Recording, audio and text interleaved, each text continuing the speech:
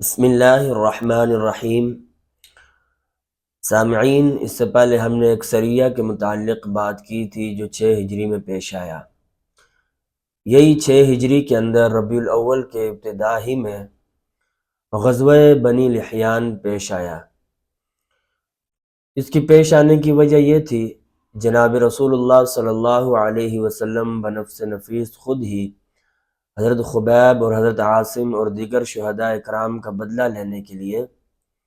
ان کے پیچھے گئے۔ چنانچہ جب بنو لحیان والوں کو پتہ چلا تو وہ لوگ وہاں سے بھاگ گئے، تو آپ صلی اللہ علیہ وسلم وہاں پہنچے تو یہ لوگ وہاں چھپ چکے تھے۔ چھپنے کے بعد وہاں سے غائب ہو گئے۔ آپ صلی اللہ علیہ وسلم نے ایک 2 روز قیام بھی فرمایا اور بیچ میں وقتاً فوقتاً صحابہ اکرام کو روانہ بھی کیا کہ دائیں بائیں دیکھو کہ وہ مل جائیں، لیکن وہ لوگ نہ ملے اور بنا جدال اور قتال کے ان کی واپسی ہوئی۔ اور دوسرا جو غزوہ پیش آیا اس کے بعد اسی مہینے کے اندر، اس کو غزوہ ذی قرد کہتے ہیں، قاف کے ساتھ ہے، موٹے قاف کے ساتھ۔ یہ اصل میں ایک چشمے کا نام تھا، اور یہ چشمہ جو تھا یہ غطفان شہر کے قریب تھا۔ تو وہاں پر حضرت ابو ذر رضی اللہ تعالیٰ عنہ کے صاحبزادے رسول اللہ صلی اللہ علیہ وسلم کی اونٹنیوں کو چرا رہے تھے۔ تو وہاں پر عیینہ بن حصن ایک شخص تھا، وہ اپنے لوگوں کو لے کر آیا اور وہاں پر اس نے ان اونٹنیوں کو پکڑا اور حضرت ابو ذر رضی اللہ تعالی عنہ کے صاحبزادے کو وہاں پر قتل کیا، اور یہ سب اونٹنیاں لے کر بھاگ گیا۔ چنانچہ جب یہ بات حضرت سلمہ بن اکوع رضی اللہ تعالی عنہ کو پتہ چلی تو وہ اپنے ساتھ ساتھیوں کو لے کر کے چل پڑے اور ایک ٹیلے پر جا کر کھڑے ہوئے اور یہ عرض کی بلند آواز سے، یا صباحہ، 3 مرتبہ فرمایا کہ اے صبح کے لوگوں خبردار ہو جاؤ۔ چنانچہ 3 مرتبہ جب یہ فرمایا تو پورا مدینہ گونج اٹھا، اور حضرت سلمہ بن اکوع رضی اللہ تعالی عنہ اپنے ساتھیوں سمیت گئے اور جا کر کے عیینہ جو تھا اس کے اوپر حملہ کیا،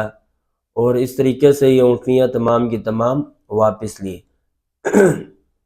اور اس کے پاس کچھ یمنی چادریں بھی تھی، وہ بھی ان سے چھین لی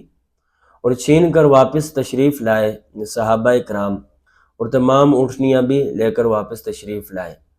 تو اس جنگ کے اندر 2 لوگ جو تھے ان کے قتل ہوئے تھے، اور ایک صحابی